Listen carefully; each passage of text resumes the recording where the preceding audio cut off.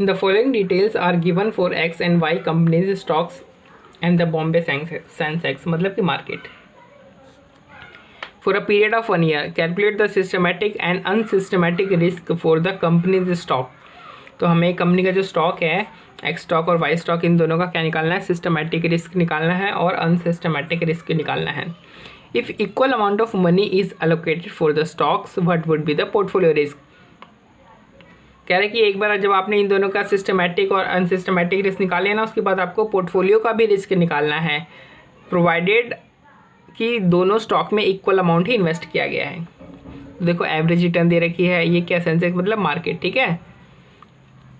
और variance of return, तो variance को हम क्या कहते हैं, एक तरीके से रिस्क भी तो कहते हैं ना, ठीक है। तो ये टोटल वेरिएंस एक्स का है, टोटल वाई का है और टोटल सेंसेक्स का। ये क्या है सेंसेक्स का, यानी मार्केट का क्या है, ये रिस्क या वेरिएंस या फिर कह लो स्टैंडर्ड डेविएशन कह सकते हो आप इसको मार्केट के केस में।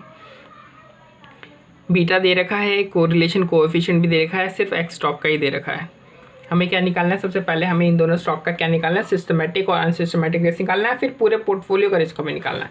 तो चलो सबसे पहले हम जो एक्स स्टॉक है उसका निकालते हैं सिस्टमेटिक रिस्क।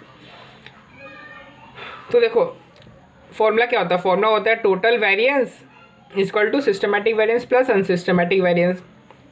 लेकिन अगर हम सिस्टमेटिक वेरिएंस को इधर ले आए तो टोटल में से अगर माइनस करें तो हमारा आंसर क्या होगा, अनसिस्टमेटिक वेरिएंस आएगा, ठीक है। तो टोटल वेरिएंस है कितना, 6.3 का है, और सिस्टमेटिक वेरिएंस का फॉर्मूला ये होता है और अनसिस्टमेटिक वेरिएंस का फॉर्मूला ये होता है। अनसिस्टमेटिक वेरिएंस हमें दे नहीं रखा है, तो अगर हम टोटल में से सिस्टमेटिक माइनस करते तो अनसिस्टमेटिक आ ही जाएगा हमारा। तो सिस्टमेटिक का फॉर्मूला क्या रखा है, सिक्योरिटी का बीटा, अगर बीटा आपके पास है ना, हाँ बीटा दे रखा है, उसका स्क्वायर कर दो इनटू मार्केट का जो स्टैंडर्ड डेविएशन है उसका स्क्वायर कर दो।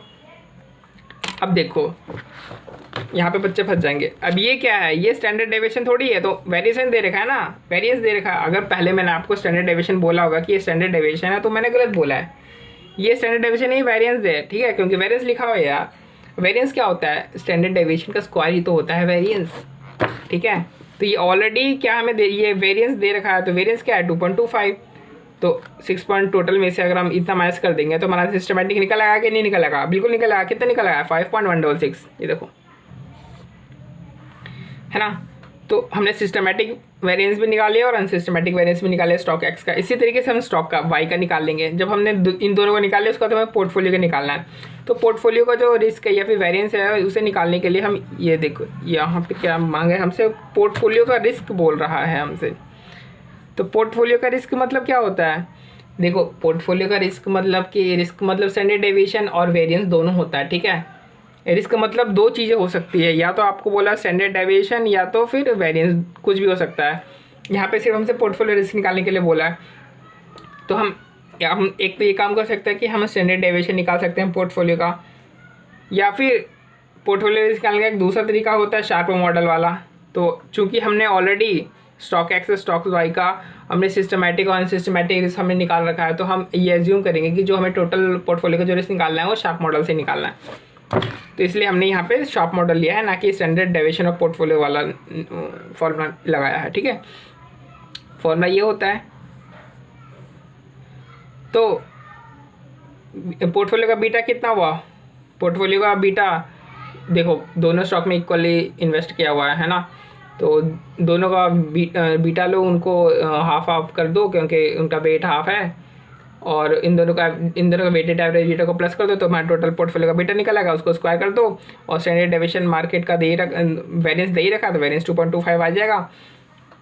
और वेट कितना है दोनों का, सिक्योरिटी का 0.5 कर रखा, स्क्वायर निकाल दो। अब देखो यहाँ पे सिस्टमेटिक जो अनसिस्टमेटिक वेरिएंस है उसका स्क्वायर है, बट अनसिस्टमेटिक वेरिएंस का मतलब ये क्या है, ये एरर है, जो एरर है उसका स्क्वायर है, ठीक है। तो ये अनसिस्टमेटिक का जो वेरिएंस है उसका स्क्वायर नहीं है, ये एरर का स्क्वायर है। तो एरर का स्क्वायर हमने एक निकाल ही रखा है, दूसरी सिक्योरिटी का भी निकाल रखा है, ये देखो।